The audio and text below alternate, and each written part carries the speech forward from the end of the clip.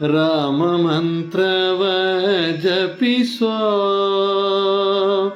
ಓ ರಾಮ ಮಂತ್ರವ ಜಪಿಸೋ ಹೇ ಮನೋಜ ರಾಮ ಮಂತ್ರವ ಜಪಿಸೋ ಹೇ ಮನೋಜ ರಾಮ ಮಂತ್ರವ ಜಪಿಸೋ ಹೇ ಮನೋಜ ರಾಮ ಮಂತ್ರವ ಜಪಿಸೋ ಹೇ ಮನೋಜ ರಾಮ ಮಂತ್ರವ ಜಪಿಸೋ ಹೇ ಮನೋಜ ರಾಮ ಮಂತ್ರವ ಜಪಿಸೋ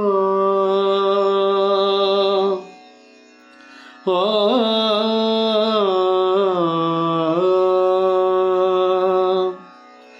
ಆ ಮಂತ್ರ ಈ ಮಂತ್ರ ನೆಚ್ಚಿನಿ ಕೆಡಬೇಡ ಮಂತ್ರ ಈ ಮಂತ್ರ ನೆಚ್ಚಿನಿ ಕೆಡಬೇಡ ಸೋಮಶೇಖರ ತನ್ನ ಸತಿಗೆ ಬೆಳೆದ ಮಂತ್ರ ಸೋಮಶೇಖರ ತನ್ನ ಸತಿಗೆ ಬೆಳೆದ ಮಂತ್ರ ರಾಮ ಮಂತ್ರವ ಜಪಿಸೋ ಹೇ ಮನೋಜ ರಾಮ ಮಂತ್ರವ ಜಪಿಸೋ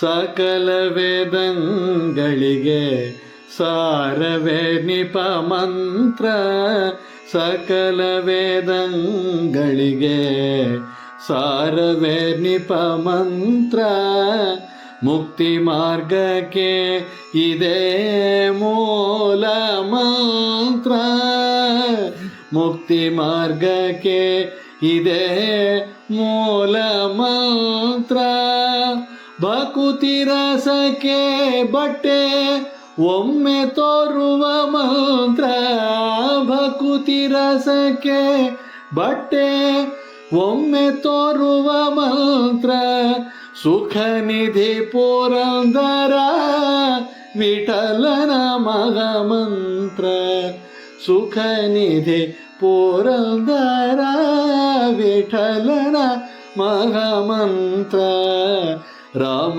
ಮಂತ್ರವ ಜಪಿಸೋ ಹೇ ಮನೋಜ ರಾಮ ಮಂತ್ರವ ಜಪಿಸೋ ಜಪಿಸೋ ಜಪಿಸೋ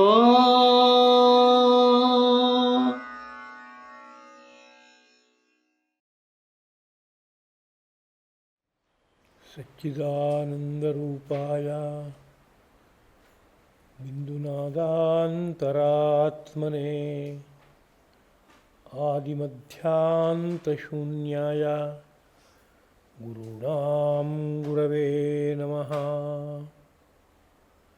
ದೇವಕೀ ಪರಮಾನಂದಂ ಕೃಷ್ಣಂ ವಂದೇ ಜಗದ್ಗುರುಂ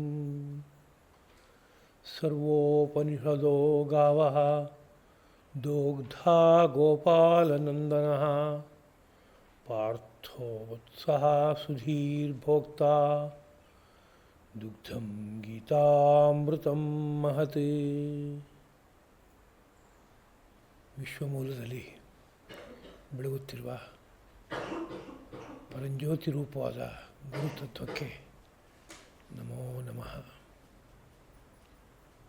ಹೃನ್ಮಂದಿರದಲ್ಲಿ ಆರಾಧ್ಯ ಮೂರ್ತಿಗಳಾಗಿ ಬೆಳಗುತ್ತಿರುವ ಶ್ರೀರಂಗ ವಿಜಯಲಕ್ಷ್ಮೀ ಸದ್ಗುರು ದಂಪತಿಗಳ ಪಾವನವಾದ ಫಲಪದ್ಮಗಳಿಗೆ ಸಾಷ್ಟಾಂಗ ಪ್ರಣಾಮಗಳು. ಎಲ್ಲ ಸಹೃದಯರಾದ ಜಿಜ್ಞಾಸುಗಳಿಗೂ ಹಾರ್ದಿಕವಾದ ನಮನಗಳು.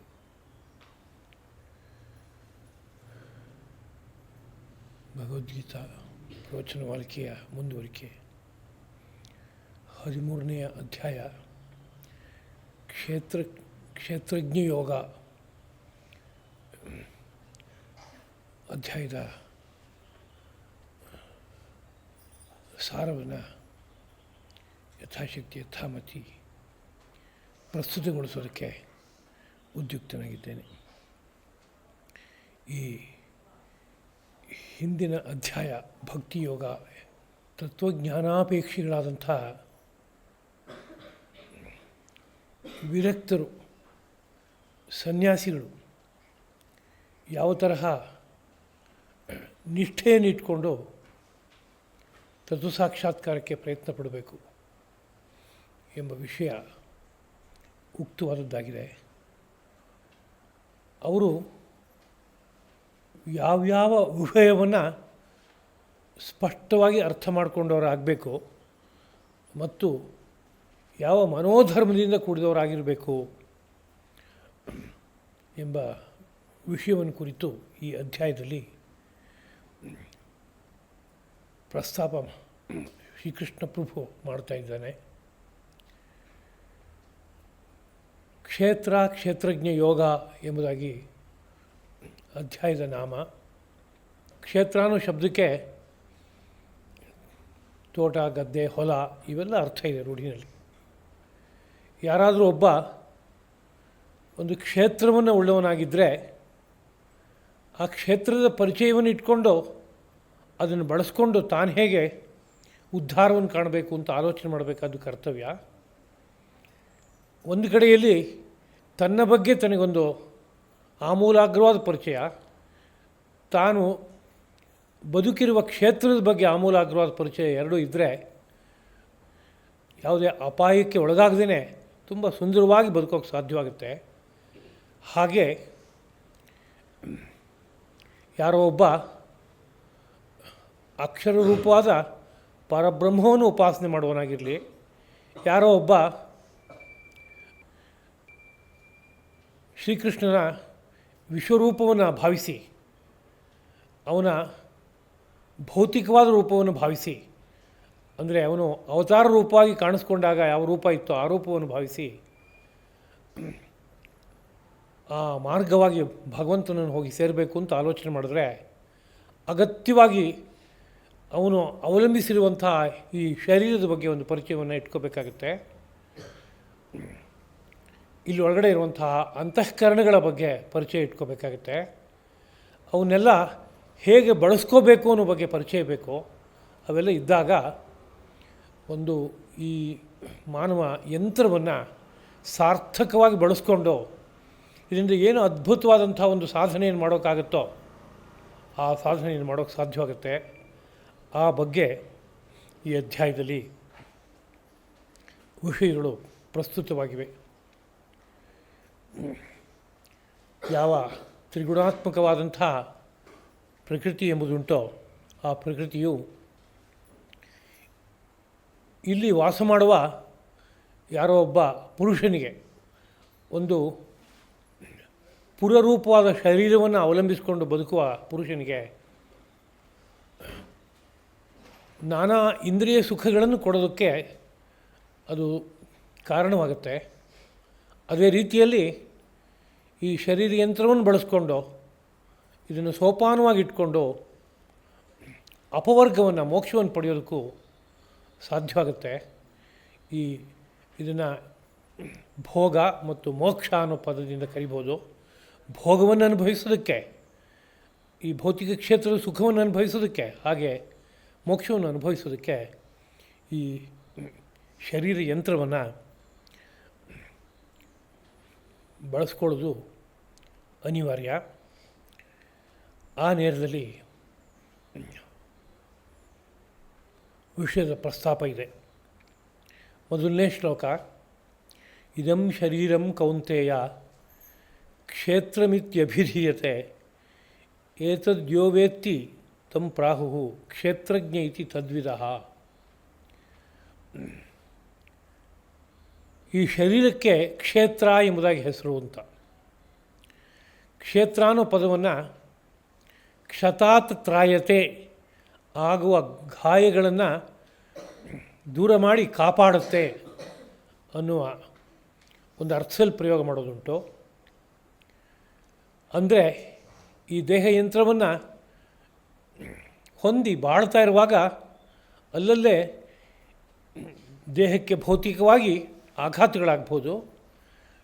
ಈ ಶರೀರ ಯಂತ್ರದಲ್ಲಿ ಇರಬೇಕಾದ ಧರ್ಮಕ್ಕೆ ಕ್ಷತಿ ಉಂಟಾಗ್ಬೋದು. ಅವುಗಳನ್ನೆಲ್ಲ ಕಾಪಾಡ್ಕೊಳ್ಳೋಕ್ಕೆ ಬೇಕಾಗುವ ವ್ಯವಸ್ಥೆಯೂ ಈ ಶರೀರದಲ್ಲೇ ಇದೆ. ಹಾಗಿರೋದ್ರಿಂದ ಇದಕ್ಕೆ ಕ್ಷೇತ್ರ ಎಂಬುದಾಗಿ ಹೆಸರು ಬಂದಿದೆ ಅಂತ ಹೇಳೋದುಂಟು. ಅದೇ ರೀತಿಯಲ್ಲಿ ಇದು ಕ್ಷಯಿಸ್ತಾ ಹೋಗುತ್ತೆ. ಈ ಶರೀರ ಅನ್ನೋ ಪದವೇ ಅದು ಶೀರ್ಣವಾಗಿ ಹೋಗುತ್ತೆ. ಇವತ್ತು ಭಾಳ ಭದ್ರವಾಗಿದೆ, ಬೆಳೀತಾ ಹೋಗ್ತಾ ಇದೆ ಅಂತಿದ್ದರೆ ಅದ್ರ ಹೋಗ್ತಾ ಇರೋದು ಯಾವ ಕಡೆಗೆ, ಅದು ಇದರ ತುದಿ ಯಾವುದು ಅಂತ ಕೇಳಿದರೆ ಒಂದು ದಿವಸ ಬಿದ್ದು ಹೋಗುವಂಥದ್ದು ಇದು ಅನ್ನೋ ಅರ್ಥದಲ್ಲೂ ಕ್ಷೇತ್ರ ಅನ್ನೋ ಶಬ್ದವನ್ನು ಪ್ರಯೋಗ ಮಾಡುವಂಥದ್ದುಂಟು. ಹಾಗಲ್ಲದೇ ಕ್ಷೇತ್ರದಂತೆ ಈ ಶರೀರ ಇದೆ, ಆದ್ದರಿಂದ ಈ ಶರೀರವನ್ನು ಕ್ಷೇತ್ರ ಅಂತ ಕರಿತೀನಿ ಅಂತಲೂ ಹೇಳೋಕ್ಕೆ ಬರುತ್ತೆ. ಅಂದರೆ ಹೇಗೆ ಒಂದು ಗದ್ದೆ, ಹೊಲ, ತೋಟ ಇವುಗಳಿದ್ದರೆ, ಕ್ಷೇತ್ರ ಇದ್ದರೆ ಅದರಲ್ಲಿ ನಾನಾ ರೀತಿಯಾದಂಥ ಬೆಳೆಗಳನ್ನೆಲ್ಲ ಬೆಳೆಯೋಕ್ಕಾಗುತ್ತೋ, ಅದೇ ರೀತಿಯಲ್ಲಿ ಈ ಶರೀರ ರೂಪವಾದಂಥ ಒಂದು ಕ್ಷೇತ್ರವನ್ನು ಉಳ್ಳವನಾಗಿ ಒಬ್ಬ ಇಲ್ಲಿ ಆತ್ಮಗುಣಗಳನ್ನೆಲ್ಲ ಸಂಪಾದನೆ ಮಾಡೋಕ್ಕಾಗತ್ತೆ, ಅದ್ಭುತವಾದ ಆನಂದಾನುಭವವನ್ನು ಪಡೆಯೋಕ್ಕಾಗತ್ತೆ. ಹೀಗೆಲ್ಲ ಇರೋದ್ರಿಂದ ಇದೊಂದು ಶರೀರವು ಹೊರಗಡೆ ಇರುವಂಥ ಕ್ಷೇತ್ರದ ಹಾಗಿದೆ. ಆ ದೃಷ್ಟಿಯಿಂದ ಇದು ಕ್ಷೇತ್ರ ಅಂತಲೂ ಕರೆಯೋಕ್ಕಾಗತ್ತೆ.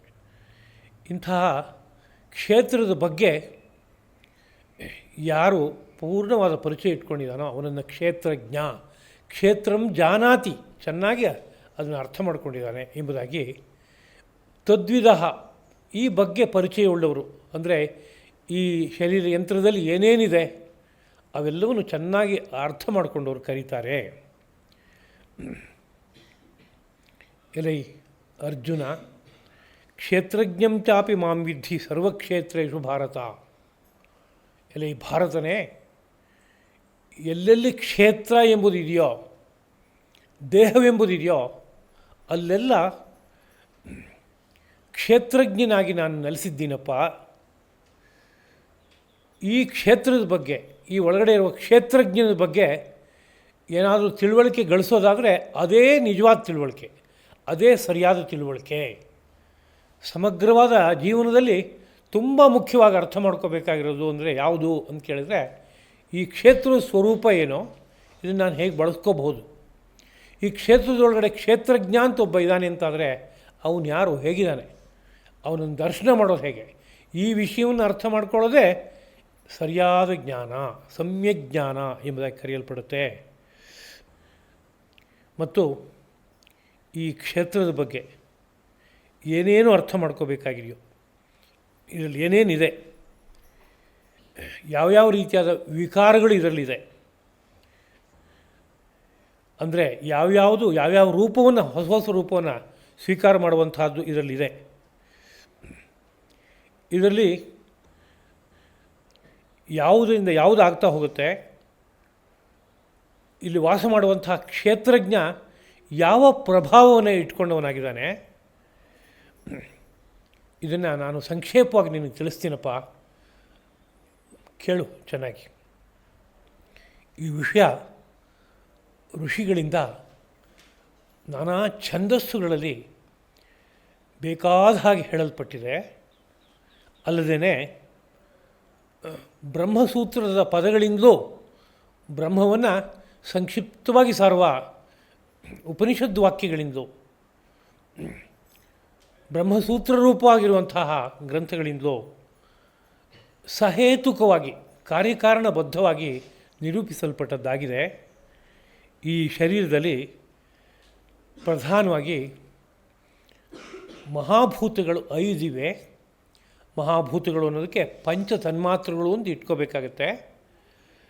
ಅದಲ್ಲದೆ ಅವ್ಯಕ್ತ, ಬುದ್ಧಿ, ಅಹಂಕಾರ ಅಂತ 3 ಪ್ರಧಾನವಾದ ಕರಣಗಳಿವೆ. ಅದಲ್ಲದೆ ಪಂಚಜ್ಞಾನೇಂದ್ರಿಯ, ಪಂಚಕರ್ಮೇಂದ್ರಿಯ, ಒಂದು ಮನಸ್ಸು, 11 ಇತರ ಸಾಧನಗಳಿವೆ. ಅಲ್ಲದೆ ಈ ಶರೀರ ಯಂತ್ರವು ಅನುದಿನವೂ ಅನುಭವಿಸೋದಕ್ಕೆ ಬೇಕಾಗಿರುವಂಥ ಪಂಚ ವಿಷಯಗಳಿವೆ. 5 ವಿಷಯಗಳಿದೆ. ಪೃಥ್ವಿ, ಅಪ್ಪು, ತೇಜಸ್ಸು, ವಾಯು, ಆಕಾಶವೆಂಬ 5 ವಿಷಯಗಳಿವೆ. ಒಟ್ಟು ಸೇರಿದರೆ 24 ಪ್ರಕೃತಿ ತತ್ವಗಳು ಇಲ್ಲಿವೆ. ಅಲ್ಲದೆ ಒಂದು ಕ್ಷೇತ್ರ ಅಂತಂದಾಗ ಇಲ್ಲಿ ಭೌತಿಕವಾದ ಬೇರೆ ಬೇರೆ ರೀತಿಯಾದ ತತ್ವಗಳ ಸಮಾವೇಶ ಇದೆ, ಸಂಘಾತ ಇದೆ. ಜೊತೆಗೆ ಹಾಗೆ ಅಂತಃಕರಣ ಅಂತ ಯಾವುದು ಕರಿತೇವೋ ಅದರದ್ದೇ ಆದ ಒಂದು ನಡೆ ಇದೆ. ಇಚ್ಛಾ, ದ್ವೇಷ, ಸುಖ, ದುಃಖ, ಈ ದೇಹ, ಇಂದ್ರಿಯ ಮೊದಲಾದವುಗಳ ಒಟ್ಟುಗೂಡುವಿಕೆ, ಇದರಲ್ಲಿ ಹುಟ್ಟುಕೊಳ್ಳುವಂಥ ಒಂದು ಚೇತನ, ಇದನ್ನೆಲ್ಲವನ್ನು ಹಿಡಿದಿಟ್ಟಿರೋಕ್ಕೆ ಬೇಕಾಗುವಂಥ ಒಂದು ಧೃತಿ, ಇದೆಲ್ಲವೂ ಸೇರಿದಾಗ ಕ್ಷೇತ್ರ ಎಂಬುದಾಗಿ ಸಂಕ್ಷೇಪವಾಗಿ ಹೇಳ್ಬೋದು. ಅಂದರೆ ಈ ಕ್ಷೇತ್ರದಲ್ಲಿ ಹೊರಗಡೆಯಿಂದ ನೋಡುವಾಗ ಸ್ಥೂಲವಾದ ಭಾಗ ಇದೆ, ಸೂಕ್ಷ್ಮವಾದ ಭಾಗ ಇದೆ. ಅದು ಹಿಂದುಗಡೆಗೆ ಅಂತಃಕರಣದ ಕೆಲವು ಧರ್ಮಗಳಿವೆ. ಇವಿಷ್ಟನ್ನು ಮನಸ್ಸಿನಲ್ಲಿ ಇಟ್ಕೊಂಡು ಇದನ್ನು ಕ್ಷೇತ್ರ ಎಂಬುದಾಗಿ ಸಂಕ್ಷೇಪವಾಗಿ ಭಾವಿಸಬೇಕಾಗತ್ತೆ. ಈ ಶರೀರ ಯಂತ್ರವನ್ನು ಸ್ಪಷ್ಟವಾಗಿ ಅರ್ಥ ಮಾಡಿಕೊಂಡು ಒಳಗಡೆ ಇರುವ ಅಂತಃಕರಣಗಳನ್ನು ಬಳಸ್ಕೊಂಡು ಅದಕ್ಕೂ ಹಿಂದೆ ಬೆಳಗ್ತಾ ಇರುವಂತಹ ಪರತತ್ವವನ್ನು ದರ್ಶನ ಮಾಡಬೇಕಾದ್ರೆ ಕೆಲವಾರು ಸಿದ್ಧತೆಗಳು ಬೇಕು. ನನ್ನ ಪ್ರಕೃತಿನಲ್ಲಿ ಸಾಧನೆಗಳು ಬೇಕು, ಅದ್ರ ಬಗ್ಗೆ ಪರಿವೇನೂ ಬೇಕು, ತಿಳುವಳಿಕೆಯೂ ಬೇಕು. ಅವುಗಳು ಯಾವುದು ಅಂತ ಕೇಳಿದರೆ ವಿಸ್ತಾರವಾಗಿ ಶ್ರೀಕೃಷ್ಣ ಪ್ರಭು ಒಂದು ಪಟ್ಟಿಯನ್ನು ಕೊಡ್ತಾ ಇದ್ದಾನೆ. ಅಮಾನಿತ್ವಂ,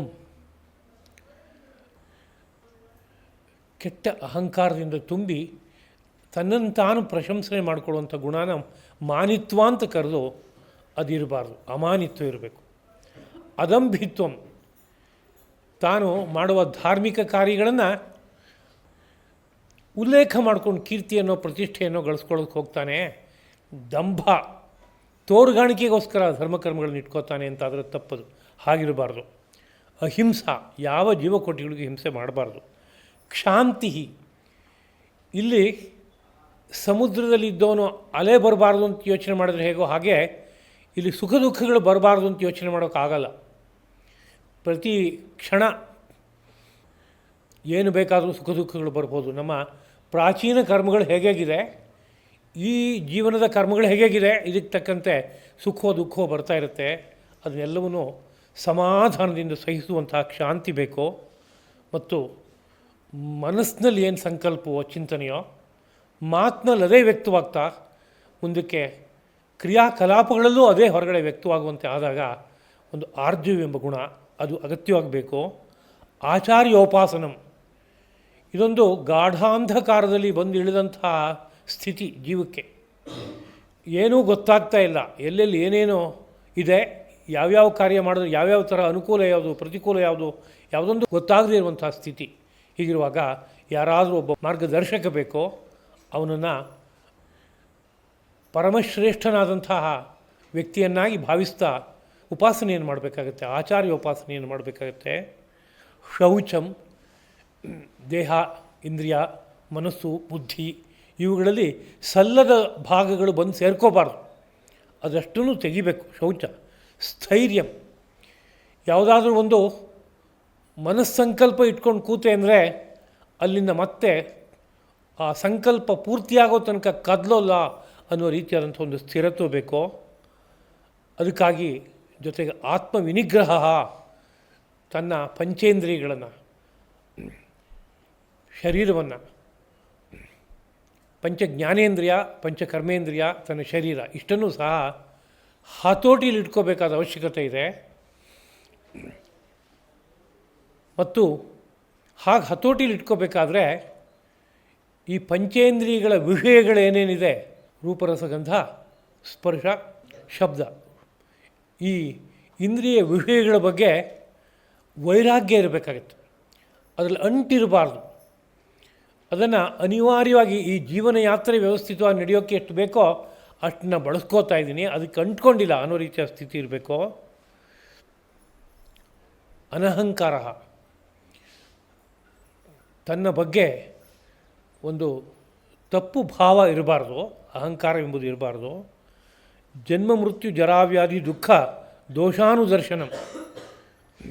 ಜನ್ಮ, ಹುಟ್ಟು, ಮೃತ್ಯು, ಮರಣ, ಜರ, ಮುಪ್ಪು, ವ್ಯಾಧಿ, ರೋಗಗಳು, ದುಃಖ ಇವುಗಳು ಇಲ್ಲಿದೆ ಈ ಭೂಮಿಯಲ್ಲಿ ಬದುಕ್ತಾ ಇರುವಾಗ ಎಂಬುದಾಗಿ ಒಂದು ದೋಷದ ಅನುಸಂಧಾನವನ್ನು ಮಾಡಿ ವೈರಾಗ್ಯವನ್ನು ತಂದ್ಕೋಬೇಕಾಗತ್ತೆ.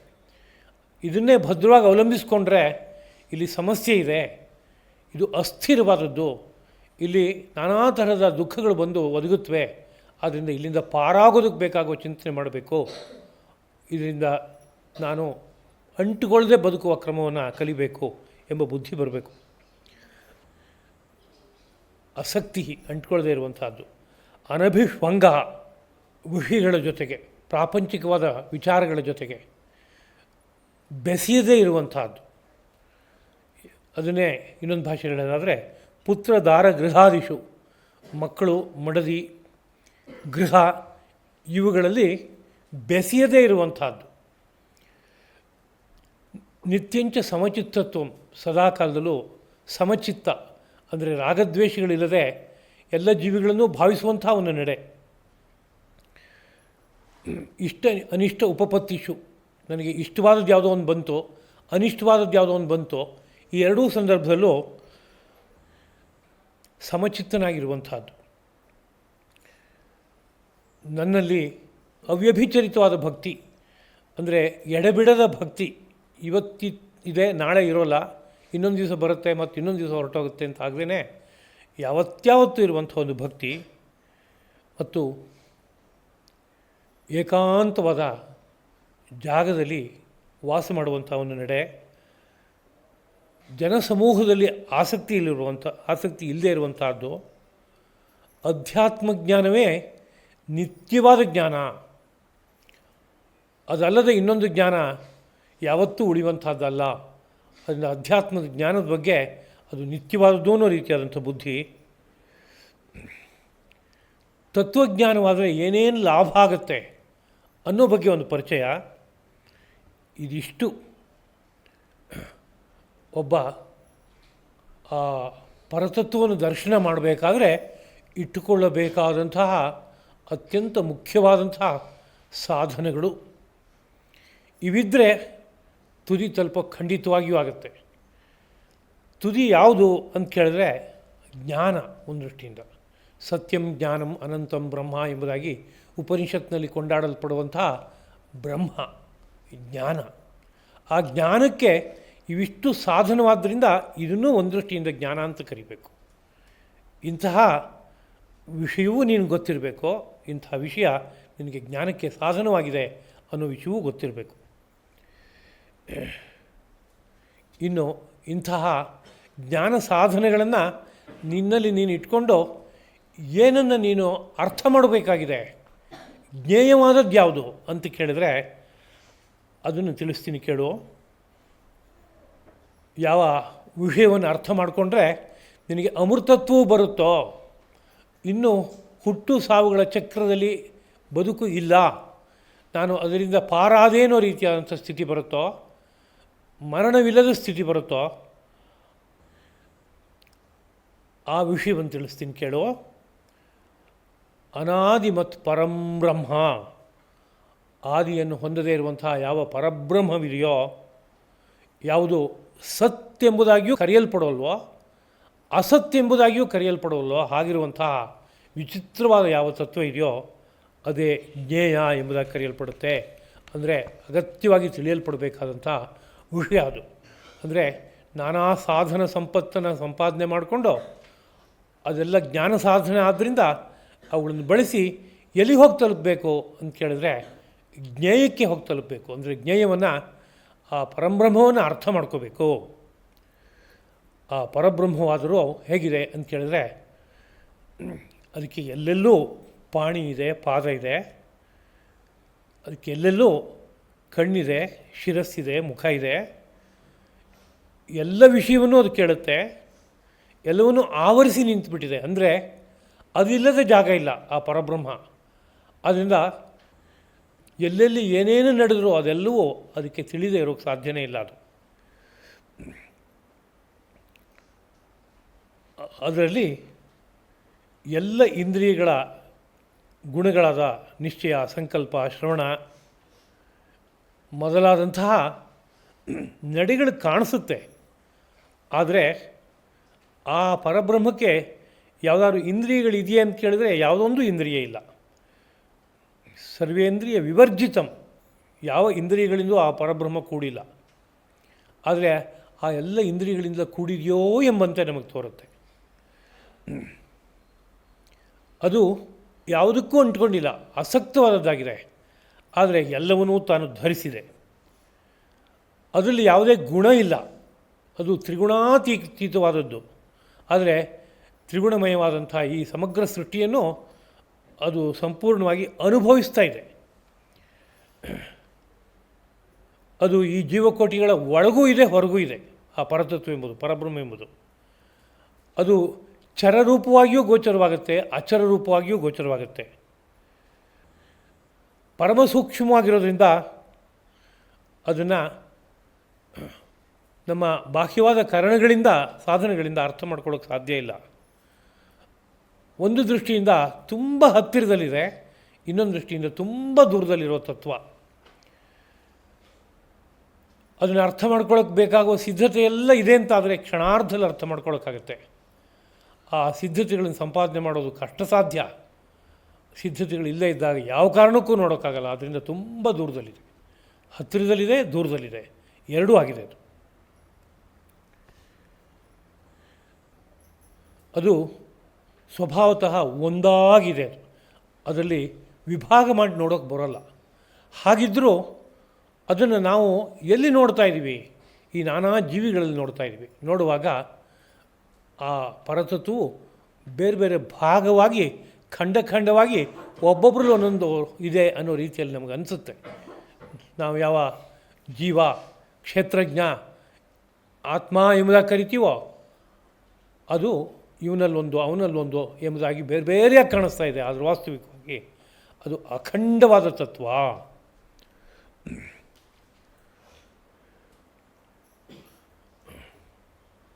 ಈ ಜೀವಕೋಟಿಗಳನ್ನೆಲ್ಲ ಧಾರಣೆ ಮಾಡ್ತಾ ಇದೆ.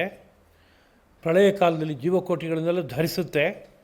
ಅನಂತರದಲ್ಲಿ ಈ ಜೀವಕೋಟಿಗಳೆಲ್ಲ ಮತ್ತೆ ದೇಹವನ್ನು ಪಡೆಯುವಂತೆ ಸೃಷ್ಟಿಯ ವಿಸ್ತಾರದ ಸಮಯದಲ್ಲಿ ಅದಕ್ಕೆ ಅನುವು ಮಾಡಿಕೊಡುತ್ತೆ. ಲೋಕದಲ್ಲಿ ಏನಾದರೂ ಬೆಳಕು ಅನ್ನೋದಿದೆ ಅಂತಾದರೆ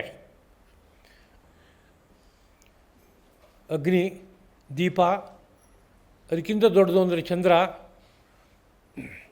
ಸೂರ್ಯ, ನಕ್ಷತ್ರಗಳು, ಹೀಗೆ ಏನೇನು ಜ್ಯೋತಿ ಇದೆಯೋ ಆ ಎಲ್ಲ ಜ್ಯೋತಿಗೂ ಆ ಜ್ಯೋತಿಷನ್ನು ಅನುಗ್ರಹಿಸಿಕೊಟ್ಟಿರುವಂತಹ ಪರಂಜ್ಯೋತಿ ರೂಪವಾದದ್ದು.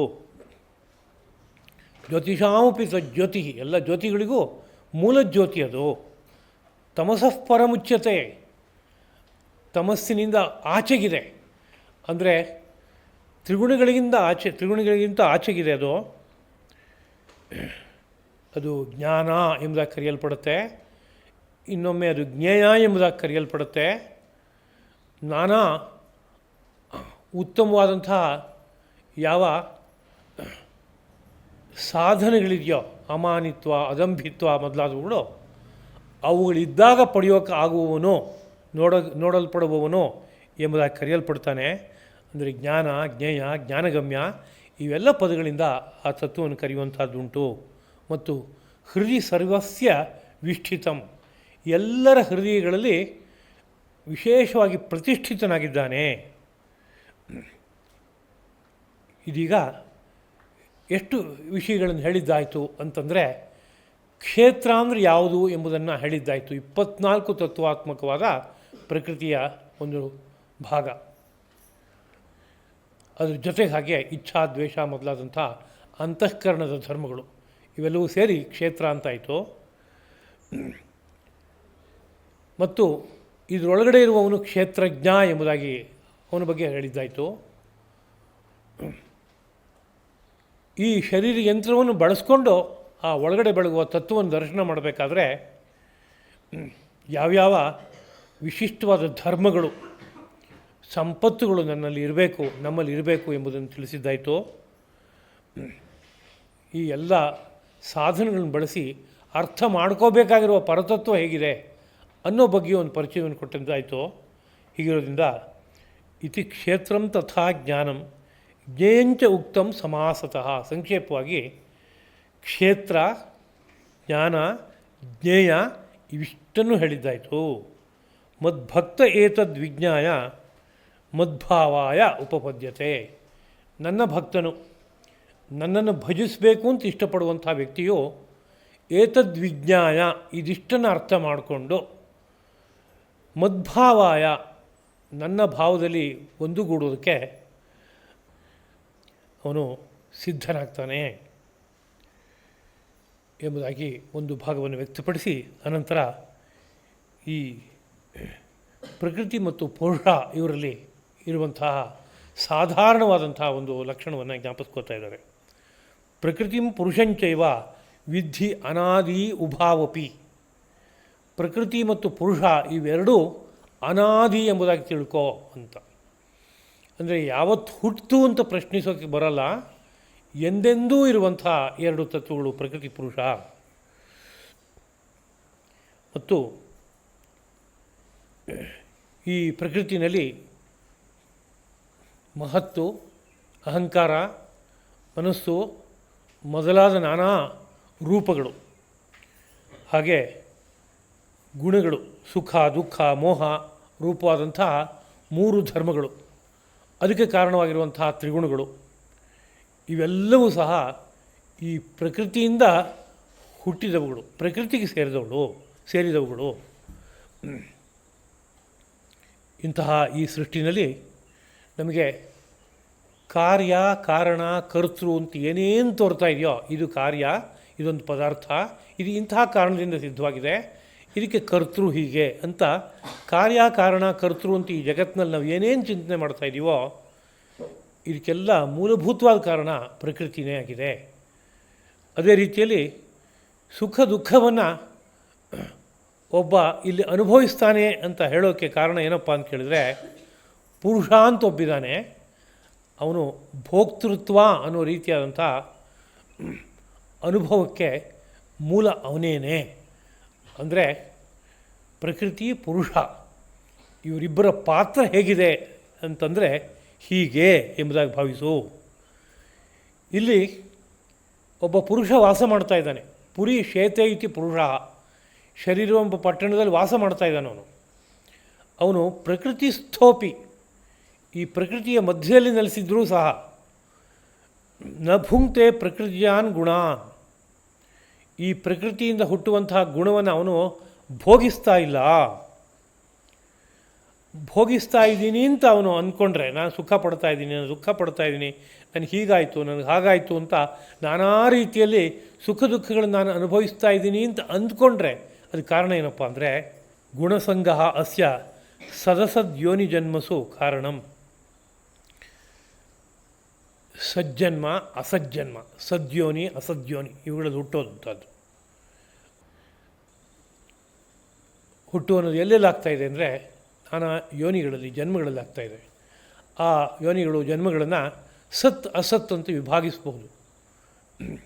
ಆ ಯೋನಿಗಳಲ್ಲಿ ಜನ್ಮ ಆಗ್ತಾಯಿದೆಯಲ್ಲ, ಅದು ಯಾವುದರ ಕಾರಣದಿಂದ ಅಂತ ಕೇಳಿದರೆ ಆ ಪುರುಷ ಈ ಗುಣದ ಜೊತೆಗೆ ಒಂದು ಸಂಘ ಇಟ್ಕೊಂಡಿದ್ದಾನಲ್ಲ, ಆ ಕಾರಣದಿಂದ ಇವೆಲ್ಲ ಘಟಿಸ್ತಾ ಇದೆ ಅಥವಾ ಘಟಿಸಿದಂತೆ ಭಾಸವಾಗ್ತಾ ಇದೆ.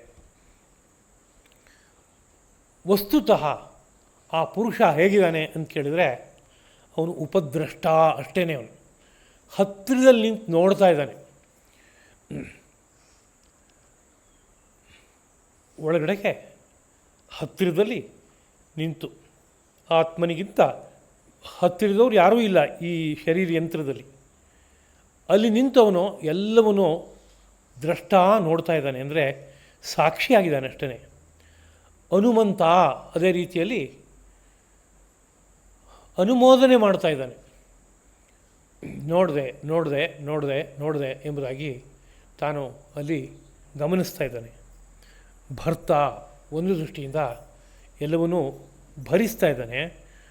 ಭೋಕ್ತ ಎಲ್ಲವನ್ನೂ ಅನುಭವಿಸ್ತಾ ಇದ್ದಾನೆ ಅನ್ನೋ ರೀತಿಯಲ್ಲಿ ಭಾಸವಾಗೋ ತರಹ ಇದೆ. ಮಹೇಶ್ವರ, ಎಲ್ಲದರ ಮೇಲೆ ಆಧಿಪತ್ಯ ಇಟ್ಕೊಂಡವನು. ಪರಮಾತ್ಮ, ಪರಮಾತ್ಮ ಅವನು. ಹೀಗೆ ಉಪದ್ರಷ್ಟ, ಹನುಮಂತ, ಭರ್ತ, ಭೋಕ್ತ, ಮಹೇಶ್ವರ, ಪರಮಾತ್ಮ ಎಂಬ ಈ ಪದಗಳಿಂದ ಕರೆಯಲ್ಪಡುವವನಾಗಿದ್ದಾನೆ. ಈ ದೇಹದಲ್ಲಿ ಅವನು ನೆಲೆಸಿದ್ದಾನೆ. ಹೀಗೆ ಯಾರು ಈ ಪ್ರಕೃತಿಯ ನಡೆ ಏನು, ಈ ಪುರುಷನ ನಡೆ ಏನು ಅನ್ನೋದನ್ನು ಸ್ಪಷ್ಟವಾಗಿ ಅರ್ಥ ಮಾಡ್ಕೋತಾನೋ ಸ ಭೂಯಃ ನ ಅಭಿಜಾಯತೆ, ಅಂಥವನು ಮತ್ತೊಮ್ಮೆ ಹುಟ್ಟೋಲ್ಲ, ಮೋಕ್ಷವನ್ನು ಪಡಿತಾನೆ. ಅಂದರೆ ಬೇಕಾಗಿರುವ ತಿಳುವಳಿಕೆ ಯಾವುದು ಮುಖ್ಯವಾಗಿ ಅಂತ ಕೇಳಿದ್ರೆ, ಇಲ್ಲಿರುವ ಪುರುಷನ ಸ್ವಭಾವ ಏನವನು, ಅವನು ಹೇಗಿದ್ದಾನೆ, ಈ ಪ್ರಕೃತಿಯ ನಡೆ ಏನು, ಇವೆರಡು ಒಟ್ಟಿಗೆ ಸೇರಿಕೊಂಡಾಗ ನಮ್ಮ ಮನೋಬುದ್ಧಿಗಳು ಹೇಗೆ ಅರ್ಥ ಮಾಡ್ಕೋತಾ ಇದೆ, ಎಲ್ಲಿ ನಾವು ತಪ್ಪಾಗಿ ಅನ್ಕೋತಾ ಇದ್ದೀವಿ, ಯಾವುದು ನಿಜವಾದಂತಹ ವಿಷಯ, ಇದು ಅರ್ಥ ಆಗಿ ಹೋಗೋದಾದರೆ ಮತ್ತೊಮ್ಮೆ ಆ ಜೀವ ಜನ್ಮ ನೀನು ಪಡೆಯೋದಿಲ್ಲ. ಹೀಗೆ ಆಗಬೇಕಾದ್ರೆ ಈ ಪ್ರಕೃತಿಯ ಪರಿಚಯ, ಇಲ್ಲಿ ಬಂದು ಸೇರಿಕೊಂಡಿರುವಂತಹ ಪುರುಷನ ಪರಿಚಯ ಅನುಭವ ರೂಪದಲ್ಲಿ ನಮಗೆ ಬರಬೇಕಾದ್ರೆ ಕೆಲವು ಸಾಧನೆಗಳನ್ನು ಮಾಡಬೇಕಾಗತ್ತೆ. ಅದರಲ್ಲಿ ಒಬ್ಬೊಬ್ಬರು ಒಂದೊಂದು ರೀತಿಯಾದ ಸಾಧನೆಯನ್ನು ಇಟ್ಕೊಂಡಿದ್ದಾರಪ್ಪ. ಧ್ಯಾನೇನ ಆತ್ಮನಿ ಪಶ್ಯಂತಿ ಕೇಚಿದ ಆತ್ಮಾನಂ ಆತ್ಮನ. ಕೆಲವರು ತಮ್ಮನ್ನು ತಮ್ಮಿಂದಲೇ ನೋಡ್ತಾರೆ. ಹೇಗೆ ನೋಡ್ತಾರೆ ಅಂದರೆ ಧ್ಯಾನದಿಂದ ನೋಡಿಕೊಂಡು ಆತ್ಮಜ್ಞಾನವನ್ನು ಪಡೆದು ಮೋಕ್ಷವನ್ನು ಪಡಿತಾರೆ. ಅನ್ಯೇ ಸಾಂಖ್ಯೇನ ಯೋಗೇನ. ಇನ್ನು ಕೆಲವರು ಸಾಂಖ್ಯ ಯೋಗ ಅಂತ ಯಾವ ಒಂದು ಋಷಿ ಮಹರ್ಷಿಗಳು ಅನುಗ್ರಹಿಸಿರುವಂತಹ ದರ್ಶನ ಇದೆಯೋ ಆ ದರ್ಶನವನ್ನು ತಮ್ಮದಾಗಿ ಮಾಡ್ಕೊಳ್ತಾ ಅದರ ದ್ವಾರ ಆ ಪರಮಪುರುಷನನ್ನು ಅರ್ಥ ಮಾಡಿಕೊಂಡು ಮೋಕ್ಷವನ್ನು ಪಡಿತಾರೆ. ಕರ್ಮಯೋಗೇನ ಚಾಪರೆ. ಇನ್ನು ಕೆಲವರು ಅವರ ಮೈನ ನಡೆಗೆ ತಕ್ಕಂತೆ ವೇದೋಕ್ತವಾದ ನಾನಾ ಕರ್ಮಗಳನ್ನು ಕರ್ಮಕ್ಕೂ ಅಂಟ್ಕೊಳ್ದೇನೆ ಅದರ ಫಲಕ್ಕೂ ಅಂಟ್ಕೊಳ್ದೆ ಆಚರಿಸ್ತಾ ಕೊನೆಗೆ ಶರೀರದಲ್ಲೊಂದು ಧಾತು ಸಾಮ್ಯವನ್ನು ಪಡೆದು ಪರಿಣಾಮವಾಗಿ ಭಗವಂತನ ದರ್ಶನ ಮಾಡಿ ಮೋಕ್ಷವನ್ನು ಪಡಿತಾರೆ. ಅನ್ಯೇತು ಏವಂ ಅಜಾನಂತಹ ಶ್ರುತ್ವಾನ್ಯೇಭ್ಯ ಉಪಾಸತೆ. ಇನ್ನೆಷ್ಟೋ ಜನ ಈ ವಿಷಯಗಳು ಅರ್ಥ ಆಗದೇ ಇದ್ದಾಗ ಯಾರೋ ಒಬ್ಬ ಆಚಾರ್ಯನನ್ನು ಹೋಗಿ ಅವಲಂಬಿಸ್ತಾರೆ. ಅವನು ತಾನು ಅನುಭವಿಸಿದ ಸತ್ಯದ ಬಗ್ಗೆ, ಪರಬ್ರಹ್ಮದ ಬಗ್ಗೆ ತನ್ನ ಮುಖದಿಂದ ವ್ಯಕ್ತಪಡಿಸ್ತಾನೆ ವಿಷಯವನ್ನು. ಅದನ್ನು ಕೇಳ್ತಾ ಮನನ ಮಾಡ್ತಾ ಅದರಲ್ಲೇ ನೆಲೆ ನಿಂತು ಧ್ಯಾನ ಮಾಡ್ಕೊಳ್ತಾ ಶ್ರವಣ ಮನನ ನಿಧ್ಯಾಸನದ ಮೂಲಕವಾಗಿ ತುದಿ ತಲುಪ್ತಾರಪ್ಪ. ಹೀಗೆ ಶ್ರುತಿಪರಾಯಣರಾಗಿ, ಅಂದರೆ ಶ್ರವಣ ಮನನ ನಿಧ್ಯಾಸನವನ್ನೇ ಪ್ರಧಾನವಾಗಿ ಮಾರ್ಗವಾಗಿ ಇಟ್ಕೊಂಡು ಎಷ್ಟೋ ಜನ ಉದ್ಧಾರವನ್ನು ಕಾಣ್ತಾರೆ.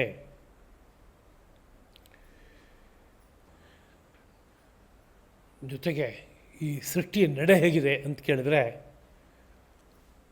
ಈ ಪ್ರಪಂಚದಲ್ಲಿ ಯಾವುದಾದ್ರೂ ಒಂದು ವಸ್ತು ಇದೆ ಅಂತಾದರೆ ಅದು ಸ್ಥಾವರವಾಗಿರಲಿ ಜಂಗಮವಾಗಿರಲಿ, ಅಲ್ಲೆಲ್ಲ ಕ್ಷೇತ್ರ ಮತ್ತು ಕ್ಷೇತ್ರಜ್ಞ ಅಂತ ಇಬ್ಬರು ಯೋಗ ಇದೆ.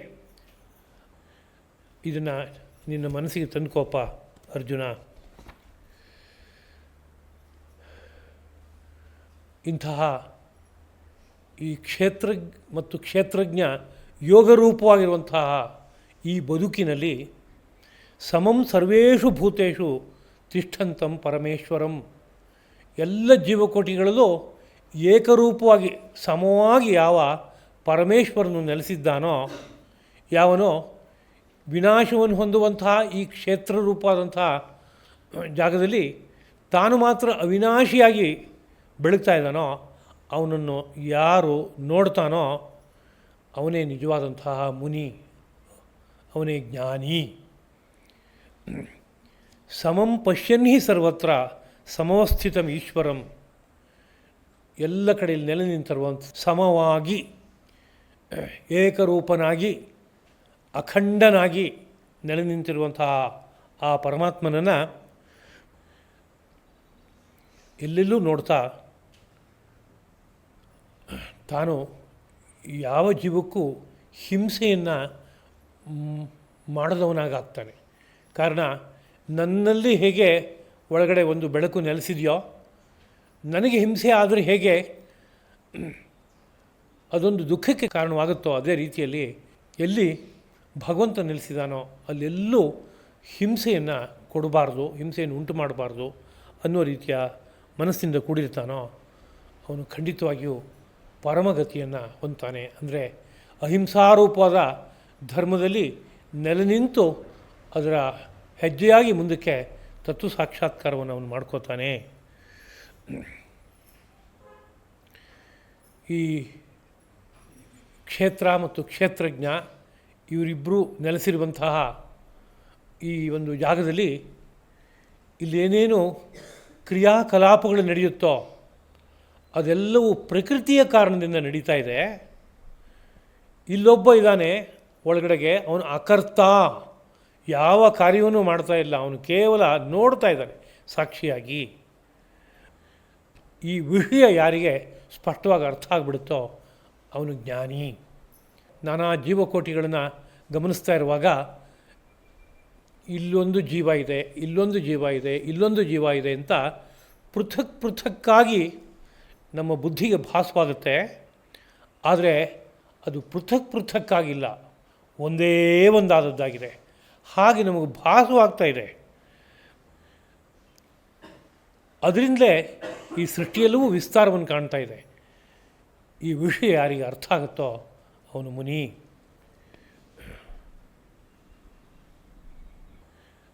ಆ ಪರಬ್ರಹ್ಮವು ಅನಾದಿ, ನಿರ್ಗುಣವಾದದ್ದು, ಅಂದರೆ ತ್ರಿಗುಣಾತೀತವಾದದ್ದು, ಅವ್ಯಯ, ನಾಶವಿಲ್ಲದೆ ಇರುವಂಥದ್ದು. ಅದು ಶರೀರಸ್ಥೋಪಿ, ಈ ಶರೀರದ ಒಳಗಡೆ ನೆಲೆಸಿದ್ರೂ ಸಹ ನ ಕರೋತಿ ನ ಲಿಪ್ಯತೆ, ಅದು ಯಾವ ಕಾರ್ಯವೂ ಮಾಡ್ತಾಯಿಲ್ಲ, ಎಲ್ಲಿಗೂ ಅಂಟ್ಕೊಂಡಿಲ್ಲ. ಹೇಗೆ ಅಂತ ಕೇಳಿದ್ರೆ, ಯಥಾ ಸರ್ವಗತಂ ಸೌಕ್ಷ್ಮ್ಯಾತ್ ಆಕಾಶಂ ನೋಪಲಿಪ್ಯತೆ. ಎಲ್ಲ ಕಡೆಯಲ್ಲೂ ಆಕಾಶ ಇದೆ, ಆದರೆ ಆಕಾಶ ಯಾವುದಕ್ಕಾದ್ರೂ ಅಂಟ್ಕೊಂಡಿದೆಯಾ ಅಂದರೆ ಎಲ್ಲಿಗೂ ಅಂಟ್ಕೊಂಡಿಲ್ಲ. ಅದೇ ರೀತಿಯಲ್ಲಿ ಎಲ್ಲ ಕಡೆಯಲ್ಲೂ ನೆಲೆಸಿರುವಂತಹ ಆ ಪರಮಾತ್ಮ ಪರಬ್ರಹ್ಮ ಯಾವುದಕ್ಕೂ ಅಂಟ್ಕೊಂಡಿಲ್ಲ, ಹಾಗಿದ್ದಾನೆ. ಹೇಗೆ ಒಬ್ಬ ರವಿ ಇಡೀ ಭೂಮಂಡಲವನ್ನೇ ಬೆಳಗಿಸ್ತಾನೋ ಅದೇ ರೀತಿಯಲ್ಲಿ ಈ ಕ್ಷೇತ್ರದ ಒಳಗಡೆ ನೆಲೆಸಿರುವಂಥ ಕ್ಷೇತ್ರಿ ಅಥವಾ ಕ್ಷೇತ್ರಜ್ಞ, ಕ್ಷೇತ್ರದ ಸ್ವಾಮಿ ಕ್ಷೇತ್ರಿ ಅಥವಾ ಕ್ಷೇತ್ರಜ್ಞ ಯಾರಿದಾನೋ ಅವನು ಕೃತ್ಸ್ನಂ ಪ್ರಕಾಶಯತಿ, ಎಲ್ಲವನ್ನೂ ಬೆಳಗಿಸ್ತಾ ಇದ್ದಾನೆ. ಅವನಿಂದಲೇ ಎಲ್ಲ ಕಡೆಯಲ್ಲೂ ಚೈತನ್ಯವೆಂಬುದು ಉಂಟಾಗುವಂಥದ್ದಾಗಿದೆ. ಹೀಗಿರೋದ್ರಿಂದ ಒಂದು ಜ್ಞಾನಚಕ್ಷುಸ್ಸಿನಿಂದ ಇದನ್ನ ಅರ್ಥ ಮಾಡ್ಕೋಬೇಕಪ್ಪ. ಆ ಜ್ಞಾನಚಕ್ಷುಸ್ಸಿನಿಂದ ಯಾರು ಈ ಕ್ಷೇತ್ರವನ್ನು, ಇಲ್ಲಿ ನೆಲೆಸಿರುವಂತಹ ಕ್ಷೇತ್ರಜ್ಞನನ್ನು ಅರ್ಥ ಮಾಡ್ಕೋತಾನೋ, ಈ ಜೀವಕೋಟಿಗಳ ಪ್ರಕೃತಿ ಯಾವುದು, ಇದಕ್ಕೆ ಮೋಕ್ಷ ಯಾವುದು ಎಂಬುದನ್ನು ಯಾರು ತನ್ನ ಜ್ಞಾನಚಕ್ಷುಸ್ಸಿನಿಂದ ಅರ್ಥ ಮಾಡ್ಕೋತಾನೋ ಅವರೆಲ್ಲರೂ ಸಹ ಖಂಡಿತವಾಗಿಯೂ ಮೋಕ್ಷವನ್ನು ಹೊಂದ್ತಾರೆ ಎಂಬುದಾಗಿ ಒಟ್ಟು ಶ್ರೀಕೃಷ್ಣ ಪ್ರಭು ಕ್ಷೇತ್ರ ಕ್ಷೇತ್ರಜ್ಞ ಎಂಬ ಬಗ್ಗೆ ಅರ್ಜುನನಿಗೆ ಸಂಕ್ಷಿಪ್ತವಾದ ಒಂದು ಪರಿಚಯವನ್ನು ಈ ಅಧ್ಯಾಯದಲ್ಲಿ ಅನುಗ್ರಹಿಸಿದ್ದಾನೆ. ವಿಷಯವನ್ನು ಹಲವು ಬಾರಿ ಅಥವಾ ನಿರಂತರವಾಗಿ ಅನುಸಂಧಾನ ಮಾಡಿಕೊಳ್ತಾ ಹೋಗೋದಾದರೆ ಅದು ಬುದ್ಧಿಗೆ ಆಳಕ್ಕೆ ಇಳಿತಾ ಬಂದಾಗ ತಾನೇ ತಾನಾಗಿ ಯಾವ ಪಕ್ವತೆ ಬರುತ್ತೋ ಆ ಪಕ್ವತೆಯಿಂದ ಈ ಪ್ರಕೃತಿಯ ಒಂದು ಸಂಕೋಲೆಯಿಂದ ಬಿಡುಗಡೆಯನ್ನು ಹೊಂದಿ ಒಳಗಡೆ ಬೆಳಗ್ತಾ ಇರುವಂತಹ ತತ್ವದ ದರ್ಶನವನ್ನು, ಅನುಭವವನ್ನು ಪಡೆಯೋಕ್ಕೆ ಸಾಧ್ಯವಾಗುತ್ತೆ. ಅತ್ತ ಭಗವದ್ಗೀತಾ ಅಧ್ಯಯನಶೀಲರೆಲ್ಲರ ಮನಃಪ್ರವೃತ್ತಿಯು ತೀವ್ರವಾಗಿ ಸಾಗುವಂತೆ ಆಗಬೇಕು ಎಂಬುದನ್ನು ಎಲ್ಲರ ಜೊತೆಗೆ ಸ್ಮರಣೆ ಮಾಡಿಕೊಳ್ತಾ ಈ 4 ಮಾತುಗಳನ್ನು ಶ್ರೀಕೃಷ್ಣ ಪ್ರಭುವಿನ ಪಾವನವಾದ ಪದಪದ್ಮಗಳಲ್ಲಿ ಅರ್ಪಿಸ್ತಾ ಇದ್ದೀನಿ. ಕಾಯೇನ ವಾಚಾ ಮನಸಾ ಇಂದ್ರಿಯೈರ್ವಾ ಬುದ್ಧ್ಯಾ ಆತ್ಮನಾ ವಾ ಪ್ರಕೃತೆ ಸ್ವಭಾವಾತ್ ಕರೋಮಿ ಯದ್ಯತ್ ಸಕಲಂ ಪರಸ್ಮೈ ನಾರಾಯಣಾಯೇತಿ ಸಮರ್ಪಯಾಮಿ. ಶ್ರೀಕೃಷ್ಣಾರ್ಪಣಮಸ್ತು.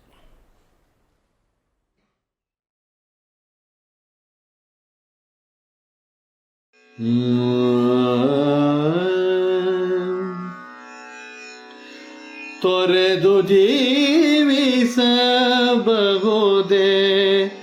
ಹರಿ ನಿನ್ನ ಚರಣಗಳ, ತೊರೆದು ಜೀವಿಸಬಹುದೇ ಹರಿ ನಿನ್ನ ಚರಣಗಳ, ಬರಿದೆ ಮಾತೆ ಕಿನ್ನು ಅರಿತು ಪೇಳುವೆನಯ್ಯ. ತೊರೆದು ಜೀವಿಸಬಹುದೇ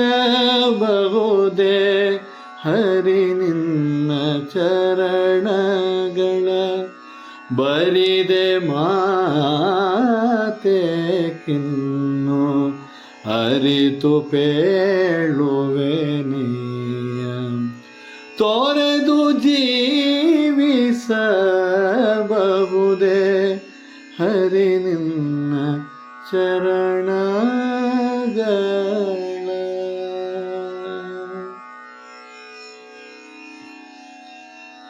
ತಾಯಿ ತಂದೆಯ ಬಿಟ್ಟು ತಪವ ಮಾಡಲು ಬಹುದು, ತಾಯಿ ತಂದೆಯ ಬಿಟ್ಟು ತಪವ ಮಾಡಲು ಬಹುದು, ದಾಯಾದಿ ಬಂಧುಗಳ ಬಿಡಲು ಬಹುದು, ದಾಯಾದಿ ಬಂಧುಗಳ ಬಿಡಲು ಬಹುದು. ರಾಯತ ಮುನಿದರೆ ರಾಜ್ಯವನೇ ಬಿಡಬಹುದು, ರಾಯತ ಮುನಿದರೆ ರಾಜ್ಯವನೇ ಬಿಡಬಹುದು. ಕಾಯಜ ಪಿತನಿಲ್ಲ ಗಳಿಗೆ ಬಿಡಲಾಗದು, ಬಿಡಲಾಗದು, ಬಿಡಲಾಗದು.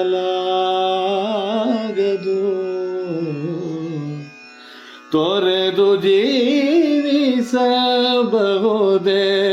ಹರಿ ನಿನ್ನ ಚರಣಗಳ, ಬರಿದೆ ಮಾತೆ ಕಿನ್ನು ಅರಿತು ಪೇಳುವೆನಯ್ಯ. ತೊರೆದು ಜೀವಿಸಬಹುದೇ ಹರಿ ನಿನ್ನ ಚರಣಗಳ.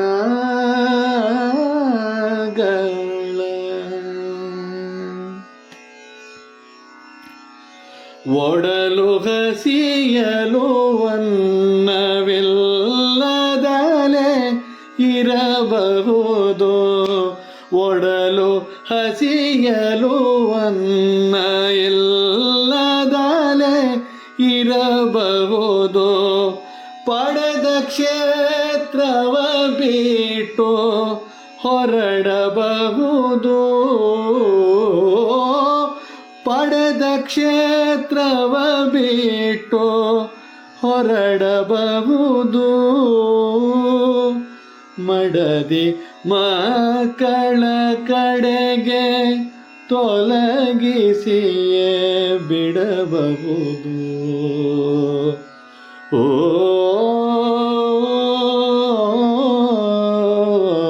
ಕೃಷ್ಣ,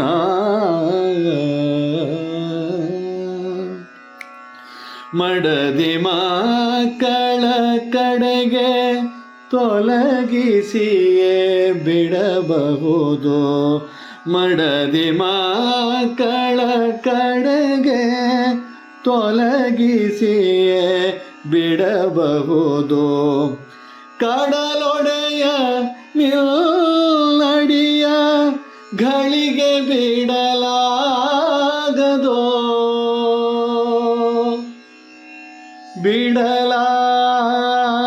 ಬಿಡಲಾಗದೋ ಬಿಡಲಾಗದೋ ತೊರೆದು ಜೀವಿಸಬಹುದೇ ಹರಿ ನಿನ್ನ ಚರಣಗಳ ಬರಿದೆ ಮಾತೇಕಿನ್ನು ಅರಿತು ಪೇಳುವೆನಯ್ಯ ತೊರೆದು ಜೀವಿಸಬಹುದೇ ಹರಿ ನಿನ್ನ ಚರಣಗಳ ಹರಿ ನಿನ್ನ ಚರಣಗಳ ಪ್ರಾಣವನು ಪರರು ಬೇಡಿದರೆ ಕೊಡಬಹುದು ಪ್ರಾಣವನು ಪರರು ಬೇಡಿದರೆ ಕೊಡಬಹುದು ಮಾನದಲ್ಲಿ ಮನವ ತಗ್ಗಿಸಲು ಬಹುದು ಮಾನದಲ್ಲಿ ಮನವ ತಗ್ಗಿಸಲು ಬಹುದು ಪ್ರಾಣನಾಯಕನಾದ ಆದಿಕೇಶವರಾಯ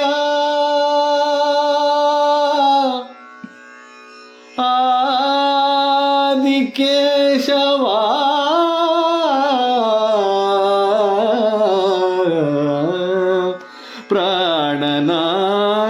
ಪ್ರಾಣನಾಯಕನಾದ ಆದಿಕೇಶವರಾಯ ಪ್ರಾಣನಾಯಕನಾದ ಆದಿಕೇಶವರಾಯ ಜಾಣ ಶ್ರೀಕೃಷ್ಣ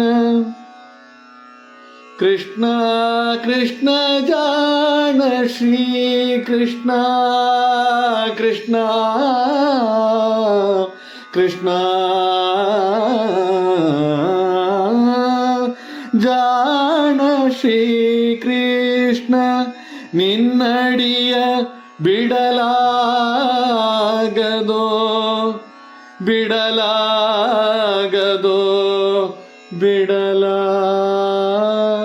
ಬಿಡಲಾಗದೋ ತೊರೆದು ಜೀವಿಸಬಹುದೇ ಹರಿ ನಿನ್ನ ಚರಣಗಳ ಬರಿದೆ ಮಾತೇಕಿನ್ನು ಅರಿತು ಪೇಳುವೆನಯ್ಯ ತೊರೆದು ಜೀವಿಸಬಹುದೇ ಹರಿ ನಿನ್ನ ಚರಣಗಳ ಹರಿ ನಿನ್ನ ಚರಣಗಳ ಹರಿ ನಿನ್ನ ಚರಣಗಳ